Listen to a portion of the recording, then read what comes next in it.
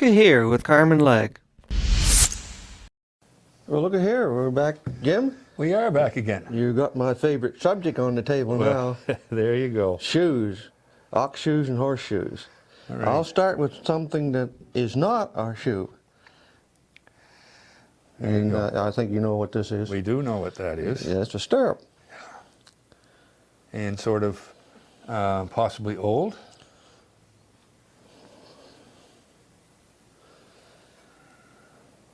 Yeah, but not real old. I'm going to say early 1900s. Okay. Early 1900s. So this is fairly elaborate for a stirrup. Extremely well made. Cast. It's not made by a blacksmith. This was made in a mold. Mm-hmm. So Interesting. Yeah. Good. Let's do the ox shoes first. Okay. These little guys that are falling apart almost on us.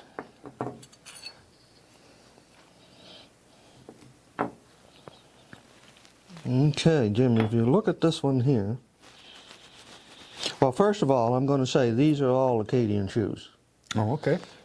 If you look at this one, and the reason why they're Acadian shoes is cattle in the Acadian times were around, the oxen were around 1100, 1200 at the very most.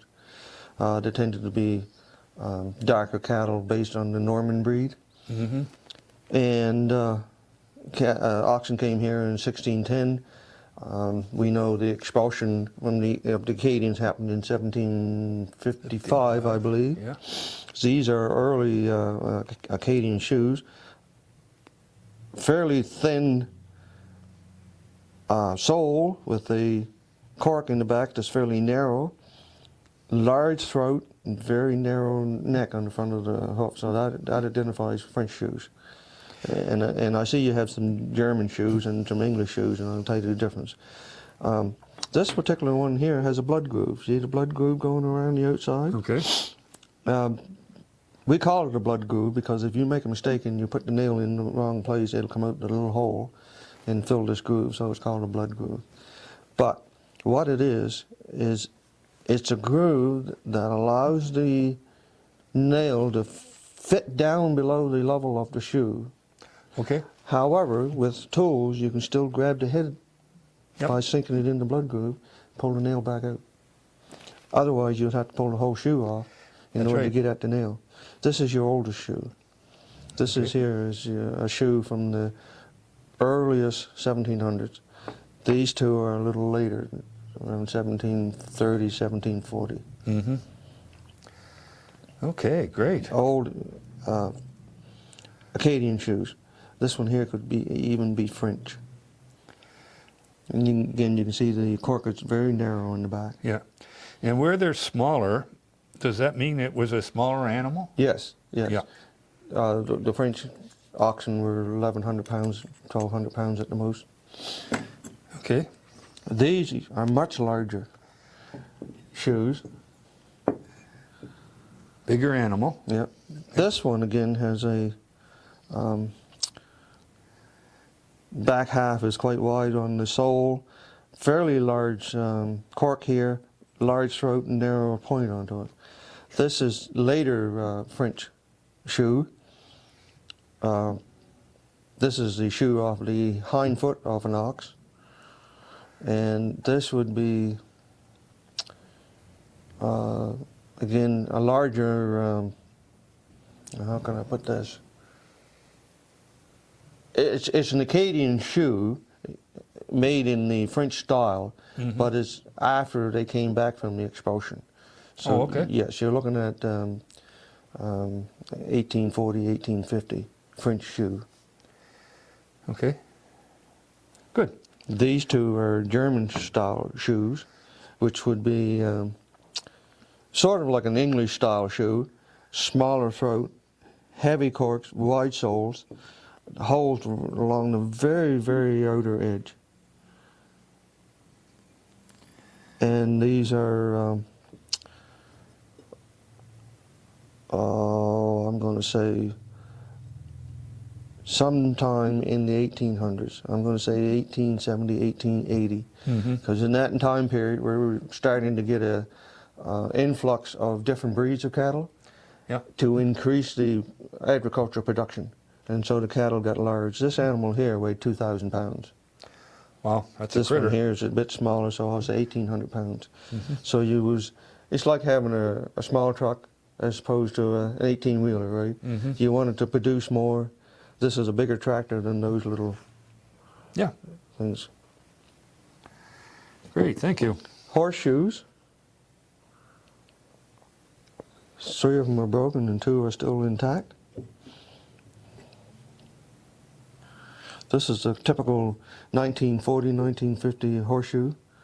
This particular one, if you notice, this cork comes around to the inside. This one had a little tweak on the outside. Yes. So this is the right-hand shoe on the front of the horse. Oh, for heaven's sake. Okay. The reason they did that is so that he didn't knock himself in the knees. Okay.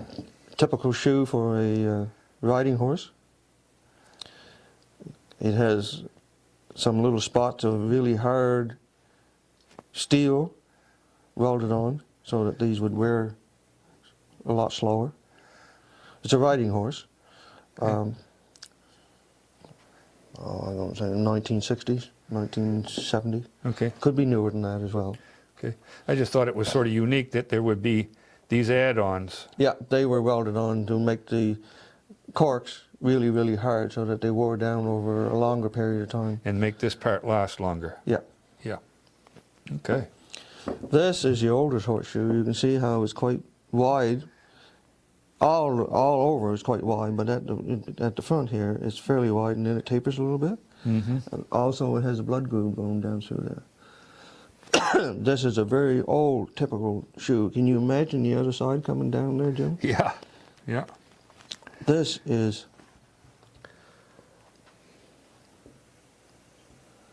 I'm going to say this is at least late 1600s Really? for this Wow. shoe here.